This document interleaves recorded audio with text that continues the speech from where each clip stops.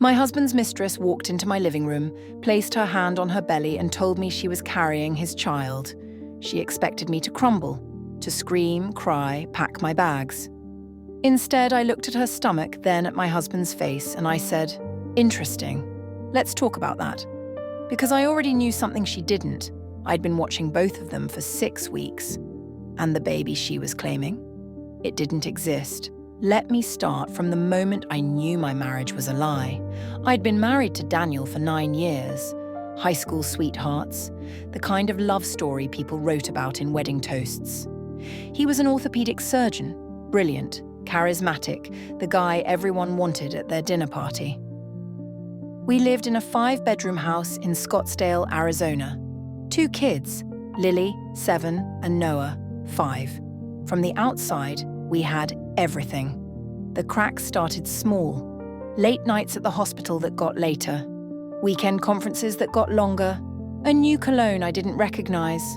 The classic signs, the ones you see in movies and think, I'd never miss those.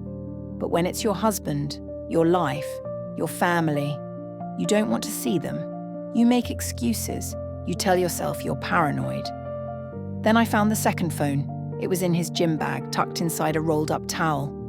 A burner phone, prepaid, no name on the account. I found it while he was in the shower. I had 30 seconds. I opened it and saw one contact, V. Dozens of messages, photos, voice notes, 3 months of a full-blown affair with someone named Vanessa Arrives. But I had no idea how far she was willing to go. I didn't confront Daniel, not yet. I did what every woman in my position should do. I called a lawyer first. My attorney, Karen Mitchell, was a shark. First thing she said, "Don't say a word to him. Don't change your behavior. We need to document everything before he can hide assets." Karen taught me how to be invisible. I kept smiling, kept cooking dinner, kept kissing him goodbye in the morning, and every night after he fell asleep, I photographed documents from his home office. Bank statements, investment accounts, the trust fund his parents had set up, a brokerage account I'd never seen. Daniel was worth $4.8 million, and I was entitled to half. But then Vanessa made her move. She showed up at my house on a Thursday afternoon, just knocked on the door like she was selling Girl Scout cookies. Tall, beautiful, wearing a dress that probably cost more than my car payment. She smiled and said, "Hi, you must be Sarah. Can we talk?" She sat on my couch and told me she was pregnant with Daniel's baby. 5 months along, she said. She touched her stomach. She had tears in her eyes, perfectly timed, perfectly rehearsed. She said Daniel had promised to leave me. She said she was sorry it had to be this way. And then I found something that made my blood run cold. Not about the pregnancy, about Vanessa herself. While she was sitting in my living room delivering her performance, I noticed something. Her baby bump shifted when she crossed her legs. Just slightly. Just enough. It moved like fabric, not flesh. I didn't say anything. I just watched. That night, I did what I do best. I researched. Vanessa Arrives. LinkedIn said she was a lifestyle consultant. Instagram showed a glamorous life. Travel, luxury brands, expensive dinners. But her public records told a different story. 3 previous relationships with wealthy men, 2 of which ended with large financial settlements. 1 of which, I found this in court records, involved a fake pregnancy claim. Vanessa Arrives wasn't pregnant. She was a professional. And my husband was her next target. That's when everything changed. I didn't get angry. I got methodical. I had 2 enemies now, my cheating husband and the con artist who was trying to rob us both. And I was going to take them both down, but I needed to be smart about it. Step 1. I confirmed the fake pregnancy. Karen connected me with a private investigator named Rosa, a former FBI agent who specialized in fraud cases. Rosa followed Vanessa for 2 weeks. No doctor's appointments, no prenatal vitamins at the pharmacy, no OB/GYN visits.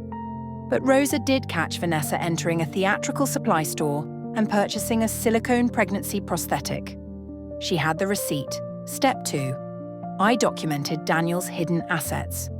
Karen subpoenaed financial records that Daniel didn't know I knew about. The brokerage account held $1.2 million. The trust fund, which he'd told me was locked until retirement, had been partially liquidated. $300,000 was missing. Where did it go?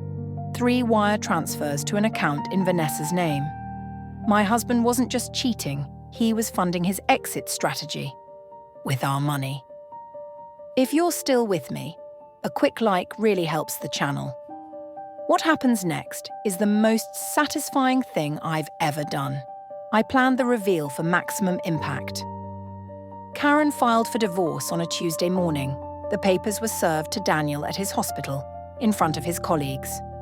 At the same time, Rosa delivered a second package to the hospital's chief of staff. Evidence that Daniel had been using hospital resources for personal calls during surgery hours, a violation of medical ethics. But the real show was for Vanessa. I invited her back to my house, called her on Daniel's burner phone, which I'd cloned, and said, "Daniel wants to meet. He's ready to tell Sarah. Come to the house at 6 p.m. She showed up glowing, baby bump prominently displayed, wearing a new dress. I opened the door. Behind me stood Karen, Rosa, and a videographer. "Hi, Vanessa. Thanks for coming. Before we start, I want you to know that this conversation is being recorded. We're in Arizona, a one-party consent state, and I'm the consenting party." Her smile froze. I placed Rosa's file on the kitchen table. The theatrical receipt for the silicone prosthetic. The photos of her entering the store, her history of targeting wealthy men. The court records from her previous fake pregnancy scam. The wire transfer records showing $300,000 of my money in her account. "You're not pregnant," I said. "You've never been pregnant, and this is the 3rd time you've run this con." Vanessa tried to leave. Rosa blocked the door, not physically, just stood there with her arms crossed. Vanessa screamed, she cried. She threatened to call the police. Karen calmly informed her that filing a false pregnancy claim to extort money was fraud, a felony in Arizona. "You have 2 choices," Karen said. "Return the $300,000 and sign a statement admitting the fraud, or we file criminal charges and send this file to every man you've ever targeted." Vanessa signed. She transferred the money back within 48 hours. Daniel's divorce was less dramatic but equally devastating.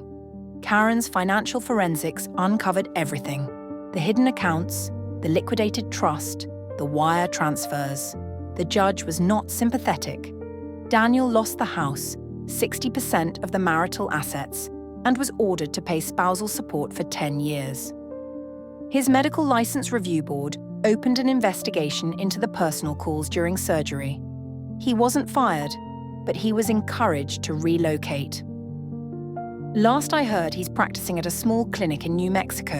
Vanessa disappeared, deleted all social media, moved out of state. Rosa told me she'd probably resurface with a new name and a new target. "Women like her always do," she said, "but now there's a file." I kept the house. I kept the kids.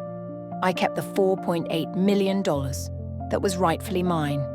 And every morning, I drink my coffee on the patio of my 5-bedroom house in Scottsdale and watch the sunrise over the mountains. Some women fall apart when they discover the truth. I fell into formation. If this story had your jaw on the floor, hit subscribe. Tell me in the comments, would you have confronted Vanessa at the door or played the long game like I did? I read every single one.